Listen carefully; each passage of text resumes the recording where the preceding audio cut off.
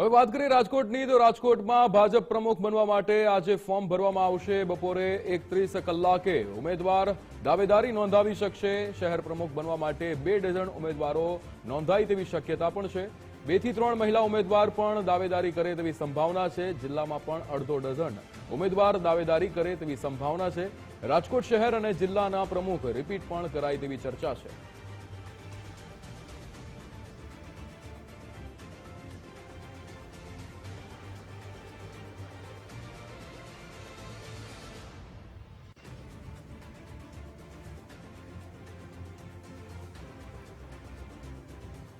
સંવાદદાતા રહીમ આપણી સાથે રાજકોટથી લાઈવ જોડાઈ ગયા છે. રહીમ, જે રીતે રાજકોટમાં ભાજપ પ્રમુખ બનવા માટે આજે ફોર્મ ભરવામાં આવશે, 31 કલાકથી ફોર્મ ભરવાની શરૂઆત થશે, દાવેદારીની શરૂઆત થશે, શું વિગતો?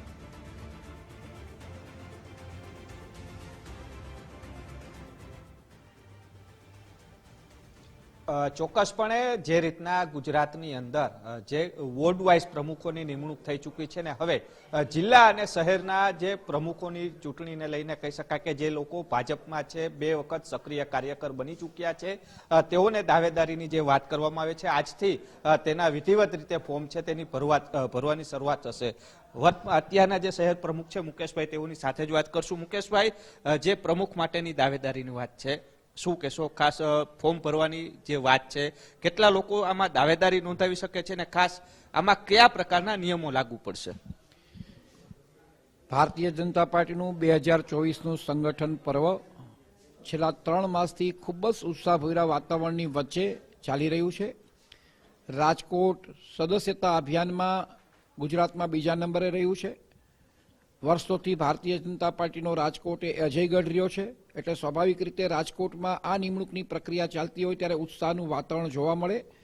અમારા બૂથવાલીની રચનાની પ્રક્રિયા સંપૂર્ણ રીતે પૂર્ણ થઈ છે.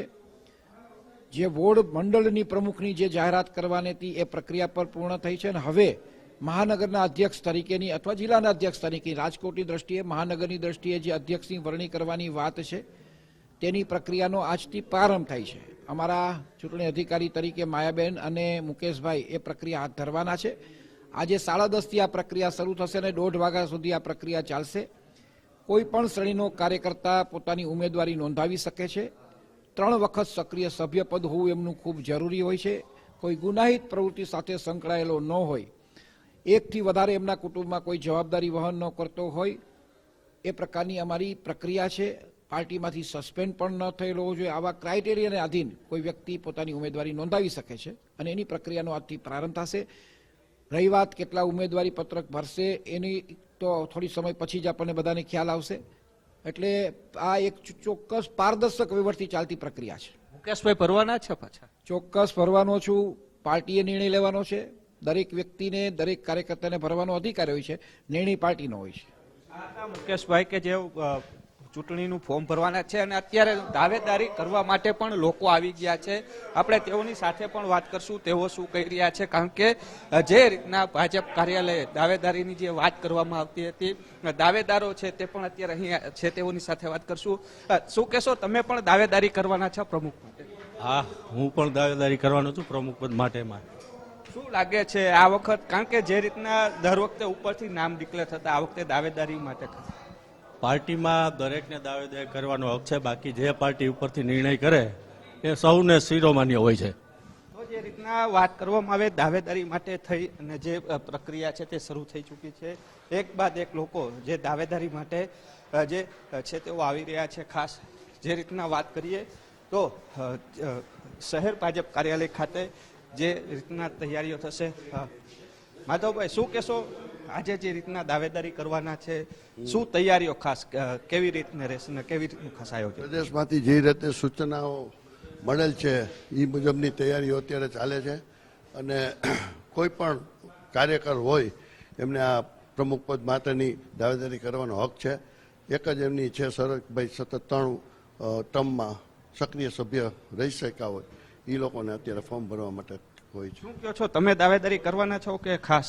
નહીં જી, ના, હું નથી કરવાનો. હું ઘણા સમય સંગઠનમાં સેવા આપી છે, મને ખૂબ સંતોષ છે. બીજા મિત્રો, નવા મિત્રો આવે, જોડાય અને પાર્ટીને વ્યાપ વધારે એવી શુભકામના બધાને.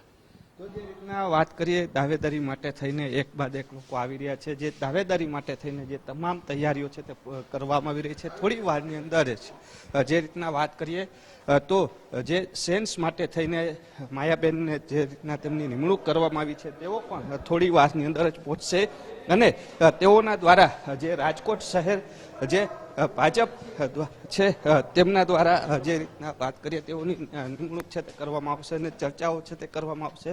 એટલે કહી શકાય જયંતિભાઈ સરદારા કે થોડા સમય પહેલા પણ તેઓ વિવાદમાં આવ્યા હતા, તેઓ પણ અત્યારે પોતાની દાવેદારી માટે અહીં આવવા છે ને આવી ચૂક્યા છે. આ દ્રશ્યો જોઈ શકાય છે. જયંતિભાઈ સરદારા કે તેમના દ્વારા પોતાનું ઉમેદવારી ફોર્મ છે તે ભરવામાં આવ્યું છે. એટલે કહી શકાય કે જે રીતના અલગ અલગ લોકો છે તે અત્યારે આવી ચૂક્યા છે ને પોતાની જે ફોર્મ ભરવાની પ્રક્રિયા છે તે શરૂ કરી દેવામાં આવી છે. જી બિલકુલ રહીમ, સમગ્ર માહિતી સાથે જોડાવા બદલ આપનો આભાર.